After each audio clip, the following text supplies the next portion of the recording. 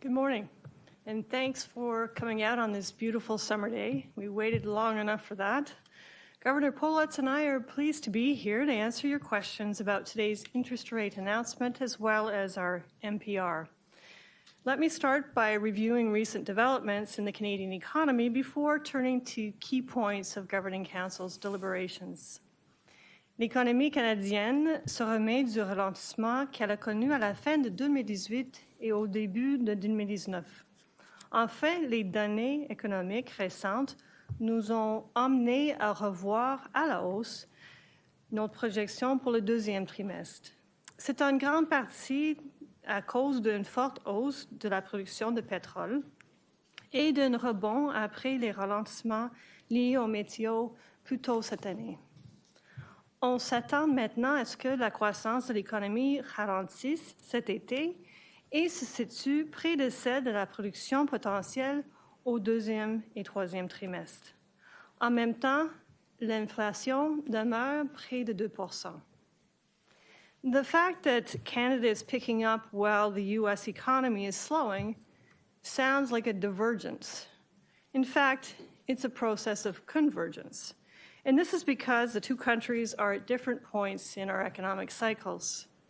The U.S. is slowing to a more sustainable pace, while Canada is moving back up to its trend growth. Activity here at home is being supported by a policy rate that's lower than south of the border. By the second half of this year, growth should be similar in both economies as they converge on their respective levels of potential activity. Meanwhile, at the global level, escalating trade conflicts and geopolitical tensions have been taking even more of a toll on trade and business investment than we had expected. Several major central banks have said that they are ready to provide more accommodative monetary policy or have already taken policy actions. In this context, global interest rates have fallen considerably since April, and the Canadian dollar has appreciated. We've said that we're paying particular attention to Canadian household spending and the oil sector. Consumption has rebounded and should continue to be supported by a solid labor market. So far this year, we've seen strong job growth, unemployment is still near historic lows, and wage growth has picked up.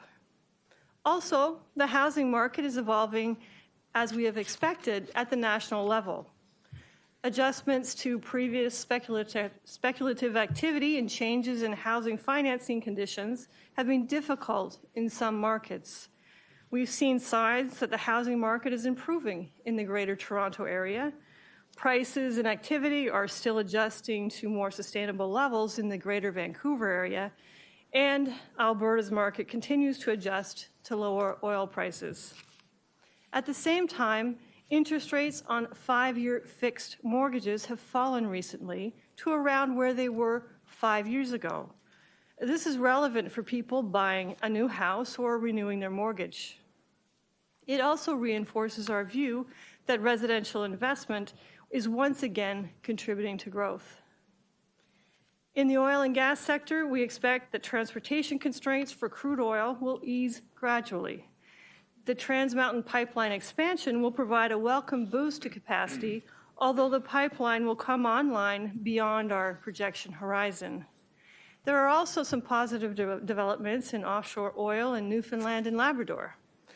Despite this, we expect overall investment in this sector to contract further in 2019 before stabilizing over the next 2 years. All told, this would bring oil and gas investment down 20% since 2017, on top of the 50% drop following the 2014 oil price shock. Now, it's worth reminding ourselves that oil and gas production is still contributing some $65 billion to the Canadian economy. In addition, construction related to Trans Mountain and to the LNG terminal in British Columbia will add to business investment. While recent export data for Canada have been encouraging, the trade environment continues to be the biggest wild card for our outlook. Le Conseil de direction a longuement discuté l'évolution de l'environnement du commerce international. Depuis notre RPM d'avril, les droits de douane imposés par les États-Unis sur l'aluminium et l'acier, ainsi que les contre-mesures adoptées par le Canada, ont été levés. On a aussi vu des progrès sur la ratification de l'accord Canada-États-Unis-Mexique. Ce sont des bonnes nouvelles. Par contre, les mesures prises par la Chine à l'encontre de certains produits agricoles canadiens et le fait que la guerre commerciale entre les États-Unis et la Chine se poursuit, ce sont des facteurs clairement négatifs. We've increased our estimate of the impact that trade actions and related uncertainty are having on the economy, both globally and here at home. For Canada, while exports are still expected to grow over the next couple of years, we forecast them to be around 1.5% lower than they would have been without the trade uncertainty. We've also marked down the level of investment by 3% in 2021 for the same reason. Investment outside the oil and gas sector is still expected to expand nonetheless. Businesses across Canada tell us that they plan to invest to increase competitiveness and to meet demand for their products. And here's the bottom line. When we take into account the impact on the global economy and commodity prices, trade conflicts and uncertainty are projected to reduce the level of Canadian GDP by as much as 2% by the end of 2021. Now, we've said for a while that the risks to output and inflation from the trade war are two-sided. As the situation persists, two questions become critical. The first is whether these risks are balanced, and the second is what this means for monetary policy. Staff did some excellent work to inform our discussion, and you can see the results in box 2 of the Monetary Policy Report. They analyzed two scenarios that can be thought of as extremes: an unfavorable scenario in which trade conflicts escalate significantly, and a favorable scenario in which they are resolved. They held fiscal and monetary policy unchanged so that the economic effects would be more visible. The results are clear. The impact on growth, both globally and in Canada, is much larger in the unfavorable scenario than in the favorable one. That underscores how much we all have to lose if the trade war escalates. As for inflation, it actually rises in the unfavorable scenario, even as the economy weakens. And that's because a full-blown trade war would affect supply. Trade patterns and global value change would be severely disrupted, and this would lower productivity and reduce economic potential. It would threaten our living standards. At the same time, slower growth in this scenario reduces commodity prices and leads to a sharp decline in the Canadian dollar. While lower currency would help contain the decline in exports, it would also put strong and persistent upward pressure on the prices, as would the direct effects on tariffs. Now, it's clear that monetary policy could not simultaneously buffer the impact on growth and keep inflation in check. Central banks in advanced economies have not faced this type of trade-off since the 1970s. Évidemment, pendant nos délibérations, on a aussi discuté de la mission première de la Banque du Canada, la maîtrise d'inflation. Nos mesures de l'inflation fondamentale se sont situées en moyenne de près de 2% au cours des derniers trimestres. L'inflation globale devrait baisser temporairement dans les prochains mois en raison de la dynamique des prix de l'essence et d'autres facteurs fugaces. Elle devrait retourner durablement à la cible vers le milieu de 2020, à mesure que les capacités excédentaires se résorbent et que ses effets temporaires diminuent. Now, let me wrap this up. The Canadian economy is returning to potential growth. However, the outlook is clouded by persistent trade tensions. Taken together, the degree of accommodation being provided by the current policy interest rate remains appropriate. As Governing Council continues to monitor incoming data, we will pay particular attention to developments in the energy sector and the impact of trade conflicts on the prospects for Canadian growth and inflation. Finally, I'd like to say a few words about Deputy Governor Lynn Patterson. Many of you know that she will retire from the Bank of Canada next week. Her contribution over the last 6 years to the bank and to Canada has been exceptional, and in areas as diverse as financial markets, payment systems, and monetary policy. She will be a hard act to follow. So with that, Governor Politz and I will be happy to take your questions. Thank you, Ms. Wilkins. So we'll go to questions. The first question is from Reuters over on the left. Thank you, Governor, for taking my question. Governor, at what point does the strength of the Canadian dollar become a problem for Canadian exporters? Well, oops, let me just. That's posed in a very precise way. I mean, of course, what we do is we always take account of the Canadian dollar as a prime ingredient in our forecasts. So mechanically, as the dollar rises, of course, that reduces our competitiveness, cost competitiveness in international markets, and it can slow down our export projection. Our projection, as we have it presented today, is based on a recent average for the dollar, which is around 75 cents. Today we're just around 76 cents.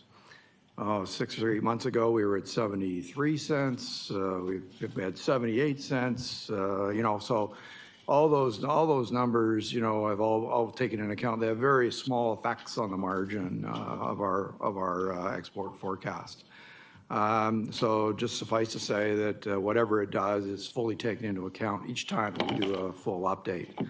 But I don't have a precise number for you, but when it begins to hurt. And as a follow-up, to what extent did the more dovish approach of other central banks play into your announcement today? Well, central banks all make their own policies based on their own situations. I mean, certainly, I'm sure what you have in mind is that over the past few months, we've had a significant decline in bond yields around the world. And that, of course, has, as usual, been transmitted into our bond markets at the same time. And this, in turn, gets transmitted into many of our borrowing rates, such as mortgage rates. Not 100%, but a large share, perhaps 60% or certainly 50% at least, gets transmitted in. And so, of course, that also figures into our analysis, and we did observe directly, for example, that 5-year mortgage rates today, fixed mortgage rates, are about the same as where they were 5 years ago. And that's relevant because such a high percentage of the mortgage market takes a 5-year fixed mortgage rate. And so, as you know, since interest rates began to rise, we've been monitoring closely how those higher interest rates are affecting people as they renew their mortgages. And so it's relevant to note that, in fact, today, people who are renewing 5-year-old mortgages are renewing at basically the same rates that they saw 5 years ago. So there's no effect on their cash flow. Now, there are people with shorter mortgages that are higher than their original mortgages, and those who renewed, say, 6 months or 8 months ago had a higher rate than 5 years ago. So we monitor that on a micro level.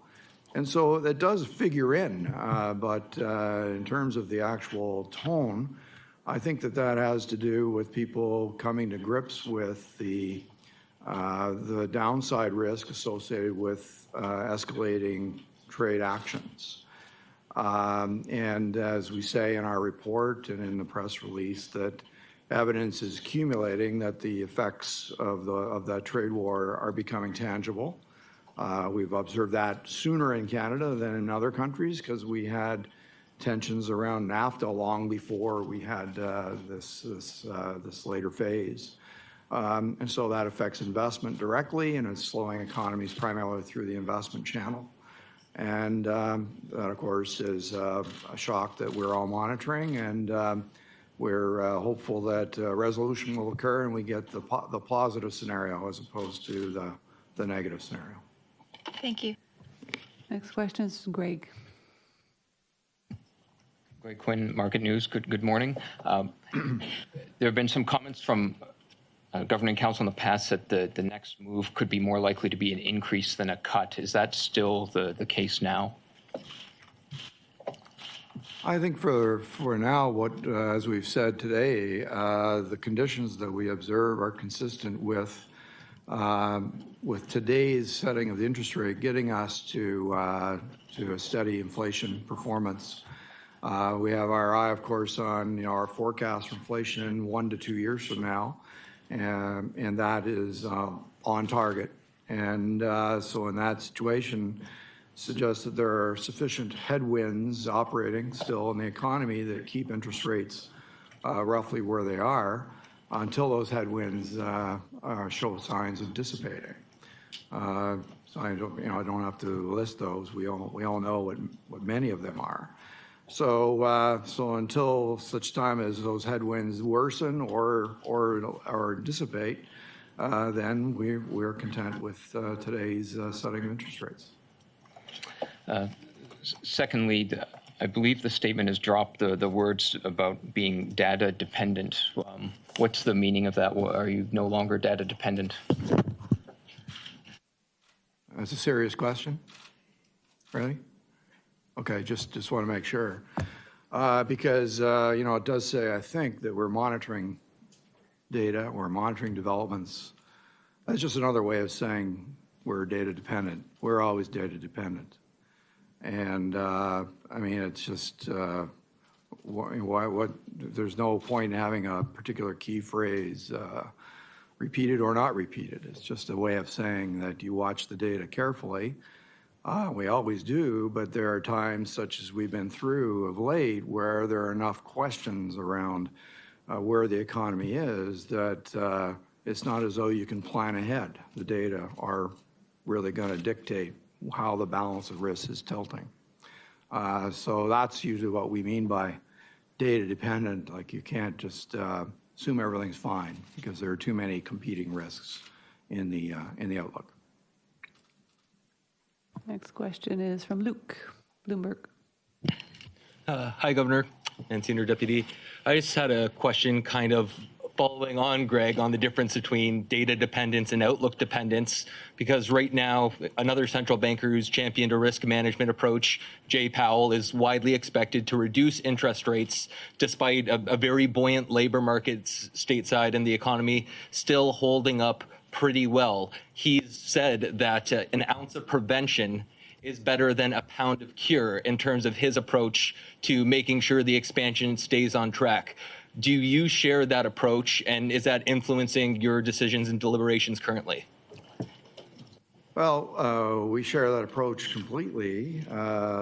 Fact is, though, that our forecast, as we're presenting you today, shows inflation on target and the economy returning to its potential growth track from below. When we said that 3 months ago, the data were not very supportive of that. However, I must commend the forecasters in the background who did such a superb job of getting 0.4 exactly right, and then being willing to say that yes, the data will improve as we move through the spring and into summer. And so as those data come in like that increases our confidence that the narrative is right and that therefore inflation will stay on target. So, of course, if something were to happen to reduce our confidence in the real economic outlook, that would reduce our confidence that inflation would stay on target. And so sustaining the expansion, if you heard me put quotes around that phrase, sustaining the expansion is about keeping growth somewhere around potential, so that if it did fall below potential, then you would be opening up an output gap again and putting downward pressure on inflation in the future. And that of course, means that keeping inflation on target in the future means sustaining the expansion in the near term. But as you can see in our forecast on current setting of interest rates, which by the way are quite a bit below U.S. interest rates, that degree of support is giving us the outlook that we're providing you today. And then just to follow up on what was noted in the opening statement about the convergence of U.S. and Canadian growth, even for next year, the forecasts imply, a material quickening of Canadian growth and slowing of U.S. growth. I know you talked about it from the macro level, but can you wrap your head around why we should be seeing that, given that the bank's narrative has been about a rotation of demand and foreign demand and exports and business investment rather than the Canadian consumer supporting growth? You can't have an expansion without some support coming from consumers. So we do have consumption growing, and we have residential investment, which is part of what we call household spending, returning to growth as well, contributing less than maybe it had been over previous years. I think what's happening in Canada that's different from the U.S. is just where we've come from. We've already forgotten maybe that last fall, we had another drop in oil prices, which meant that, an important part of our economy is now going through important adjustments. I said investment in that part of the world is going to be down 20%, which is enough to hit our bottom line. But once it stops falling and stabilizes, and the other part of investment that's occurring in other parts of the economy, in ICT, other data, other digital things, that will take precedence. And of course, businesses across Canada are telling us that. The other thing that has been different for Canada is that the housing market has been adjusting to tighter financing conditions, partly because of B20 and the past increases in interest rates. And also just a reversal of some speculative activity in some major areas. Now that as well is starting to stabilize, which again will mean that it will no longer be a drag on growth. And so, yes, we do see a pickup close to our potential, which isn't as hot as the U.S. economy has been growing. The first half of last year they were greater than 40%. And then in the U.S., they've got a different dynamic because their monetary policy increases brought the policy rate to a tighter setting than in Canada. And past fiscal stimulus, which had been creating kind of a nice boost to growth there, is going to kind of wane by the end of the year. And so they will no longer have that lift. And so that's why they're slowing. So these are the cyclical things that I was trying to talk about. And it's entirely consistent for Canada in this circumstance to grow just a little bit faster than the U.S. as we adjust towards potential from below and they adjust from above. Of course, there are risks to the outlook. Governor talked about those. And I think we both agree that trade tensions, either escalation or just bigger impacts from data, from uncertainty, present a downside risk to growth. I think that's part of the reason why we need to be particularly focused on the data in that regard, because we can try as hard as we can. We have this time marked down our forecasts because of bigger implications from uncertainty. But it's not something you observe directly. You see it in the data when you get it. And that means that we need to adjust our forecast and adjust our expectations as we see the data going forward. And we'll continue to do that. Kevin. I want to return to Luke's point about a precautionary cut, which is obviously part of the narrative in the U.S. Would the Bank of Canada consider doing that, given that you've discovered that the trade risks are in fact unbalanced? Would you take out insurance policy even if you didn't see it in the inflation forecast or your number, or the data in front of us maybe suggested it wouldn't necessary? Would you sort of go against such a forecast and cut interest rates just to be sure? So I want to be sure that you understand I'm not commenting on the American situation or their monetary policy, because that's out of school. But we identify risks all the time, and if we identify risks that unbalance our forecast, then our forecast gets tilted. So the forecast we present to you today is balanced. We say in the front of the risk section that, it's technically not possible for us to balance the risks around trade risk just because so many possibilities are out there. And actually, this is the same conversation we had 2 years ago and so on with the NAFTA risk. Because there are like, I could probably identify 10 different scenarios between the one that we're living in today and the bad scenario that we present. And that's why the thing comes across as unbalanced, okay? I mean, I'm just saying to you that let's not forget there's an upside risk here that occurs if there's resolution and the uncertainty fades and investment begins to pick up again. We could still have some tariffs and so on, and we'd be able to do the math around tariffs. But it's the sentiment part which has been the important driver of the global slowdown. So if that uncertainty gets lifted one way or another, we can get a firming of growth. The downside scenario, the one we've laid out there, is almost the worst one we could think of. Just to make it simple, 25% on everything. Bearing in mind that some tariffs out there are already existing, like they're not going from 0 to 25. Sometimes a tariff might be 18 and it becomes 25 in that scenario. So it's not like an across-the-board increase of tariffs. But anyway, that's an aside. So in that setting, that's taking a really extreme one, and that makes it look pretty unbalanced compared to what's the positive thing would occur if everything was resolved. Well, of course, we could create a scenario that was more realistic, perhaps, if we had announced policies. Well, okay, this is the outcome with China, and this is the outcome with Europe. We say, well, all right, then that we can put in our models, and that would be a downside scenario. It would be much more balanced probably with the upside one that we're identifying now. Still would probably come across as being unbalanced because there'd be incrementalism in the negative scenario. So we don't try to balance those things because to do so would mean taking them and now deciding, well, what's the probability associated with the upside scenario and the downside scenario, the relative probabilities. And, the rest of the probability would be like a muddling through, no change kind of scenario. And I'm not comfortable making up probabilities like that and then convincing you that the new forecast includes all that and therefore is perfectly finely tunedly balanced. So we decided to keep it apart, and all our regular risks are counted in there in a balanced way.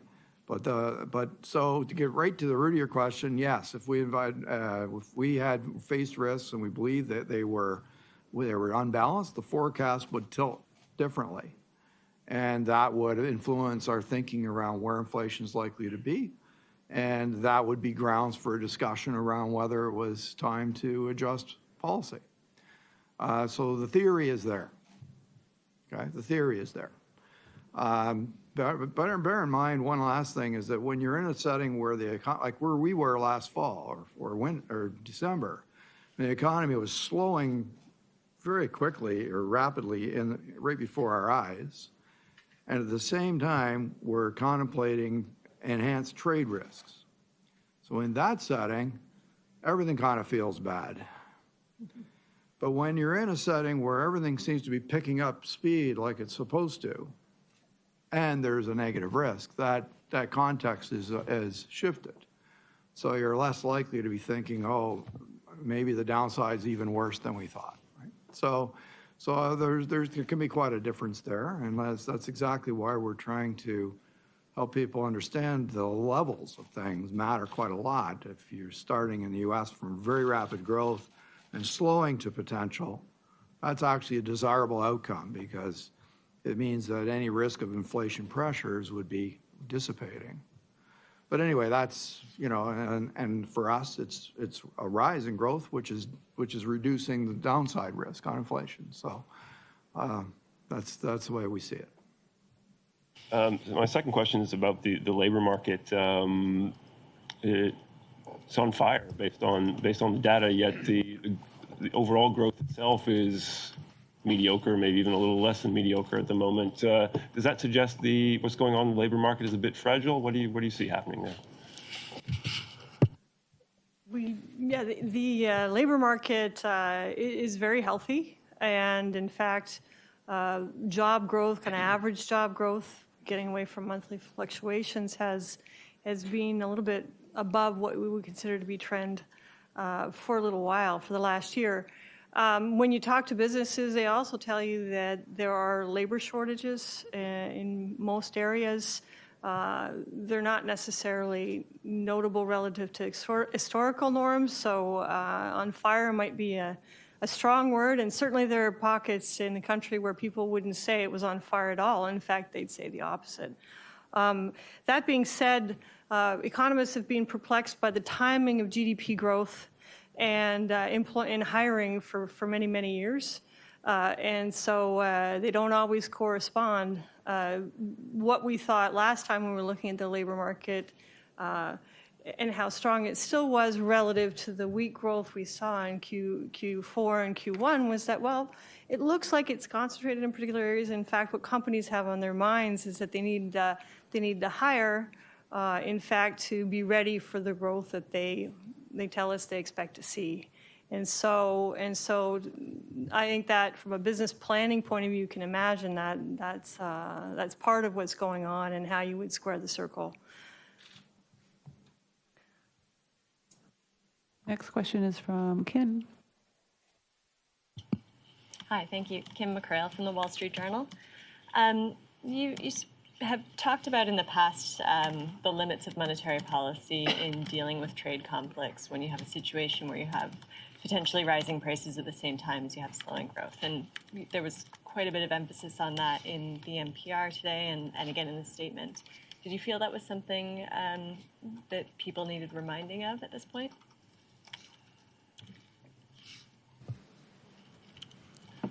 Not too keen on these buttons. Doesn't work that well. Anyway. Yeah, I think it bears clarifying. I think that was, I mean, we needed it well clarified for our own deliberations. And so we asked the staff to develop the scenarios that we've presented to today. And, you know, that negative scenario, which I think it's an extreme one, of course. So a more moderate version of that, it seems to be on a lot of people's minds. Certainly, if we look at what bond markets have been telling us for the last number of months, that kind of seems to be the preoccupation, that there's downside risk to the global economy, and it's significant enough to bring long-term interest rates down quite substantially, and to have central banks looking at a shift in how much accommodation is needed. Well, I think understanding the shock is important because we shouldn't, I think, go into this assuming that central banks can somehow fix this if this is what occurs. And I think that's what that very negative scenario shows very clearly. And we've made this point for a while, that in fact, certainly for economies like ours, which are highly trade dependent, also commodity dependent, that when you have a slowdown in global growth that would be for sure would accompany an escalation in the trade war, you get not just the trade effects, you'd get the commodity market effects, and the natural variable to do the adjusting for small economies is the exchange rate, certainly the commodity-dependent economies like ours. And so that's all part of our modeling, and so it comes out very clearly in that simulation. And so we know that prices rise when you impose tariffs. That's simple. We can look around and we say, well, there's not a great deal of evidence that tariffs have had much effect on prices so far, although I have seen studies that in the United States, the calculations are starting to add up, you know, when you include, you know, major appliances and things like this. They've been smaller, like in our own monitoring of inflation, you know, 0.1 or so. And mainly that's because so far the tariffs have been mostly in, you know, intermediate goods. And so they're kind of buried into the production process, steel and aluminum, that kind of thing. But once you do what we did there, which was on everything, you know, it's much more there in your face, higher prices, Our belief is we've modeled as if they all go up the same day, but in fact, they would probably kind of go up in a kind of a process. So that starts to feel like inflation to people. Certainly, it's going to feel like inflation to consumers. And then on top of that, what happens is the exchange rate depreciates and adds on a, what I call a hump in inflation, which is pretty meaningful. In our case, 3 percentage points, if I remembered it right. Yeah, 3 percentage points. By about a year from then, it would be up pretty high, and then of course it would begin to decelerate again because it's a price level story, not a price inflation story. Well, the key risk for policymakers would be, well, would markets and would individuals all believe us that that's only temporary when it gets to be so big? Could it de-anchor expectations? And so we know from, as Ms. Wilkins referred to, the 1970s, like when there was a major shock, oil price shock, which invalidated a lot of technology and meant a negative supply shock, similar to this in spirit. Central banks kind of misinterpreted that and thought that they could lean into it and keep unemployment from rising. And it turned out they really couldn't. And we had a big bout of inflation that took until the Volcker years to erase. So that's that. All we're saying is that in that moment, you'd have a trade-off between a slowing economy, rising unemployment, and rising inflation at the same time. And obviously, monetary policy would not be able to buffer both of those. It couldn't buffer the downside as well as keeping inflation in check and maintaining inflation expectations. So I don't want to predict how that all might turn out because there's a lot of other dynamics. The demand side could be more important in the short run versus the supply side and all those kinds of things which are very hard to predict. But all to say, it would be a very difficult place for policy. And I think my sense is that the markets are not really on to the complexity of it. It seems a little too easy that, interest rates could decline and that'll make everything okay. That may be true for the small kind of shocks that we've had so far, but I think it would not hold in a more complex scenario where there's an escalation. Could you be just a little more specific about what you mean when you say markets may not be quite onto that complexity? In terms well, I mean, to put a fine point on it would be that the bond market pushes yields down, and the stock market goes back as if nothing's bad's going to happen. And yet the underlying shock would be clearly very bad for economic growth. It would be bad for the level of productivity. It would be quite harmful to profitability. It would be a pretty significantly negative scenario. To create the downside in yields, it must be a pretty significant scenario to global growth. Therefore, I think it would also be quite significant for stock markets. So I'm just saying the two markets, they may look like they've kind of figured it out, but I think that the complexity is not really revealed in the response that you see in the market so far. And that may be legitimate because, as I said, there's still an upside scenario lurking around, right? And that's where this is all kind of a temporary in a long-term sense. It's persistent, and yet it'll come to a conclusion with resolution. That's a scenario that we should all be bearing in mind, for sure. All right, we have time for one last question, and I believe Rahul is next. Thank you, Rahul Vedinath from Epoch Times. I just wanted to talk a little bit more about the upside scenario to the U.S.-China trade war, if you could.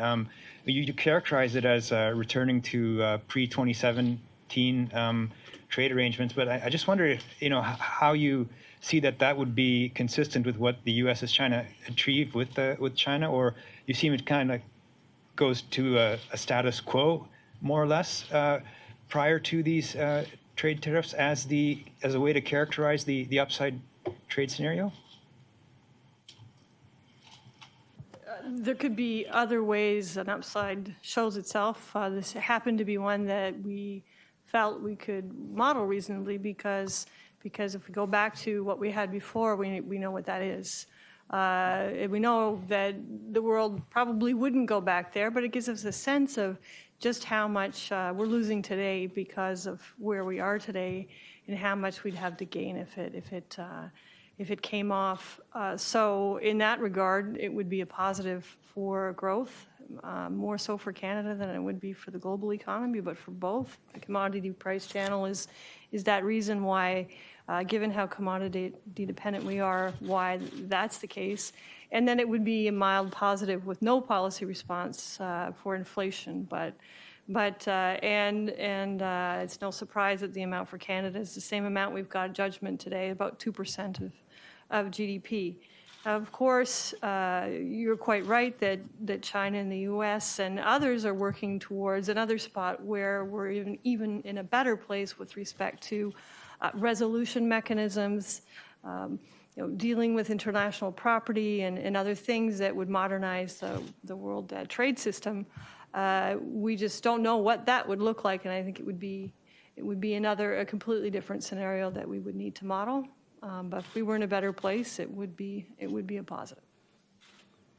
Yeah, I guess that's kind of where I was trying to get to is if there is that scenario where China stops stealing IP and technology transfer and so on, under that presumably hard-won scenario, do you see that would probably be an even bigger benefit to Canada and global trade than what is currently in the extreme upside scenario? So if you're asking, is the extreme upside scenario we have there the absolute best we could hope for?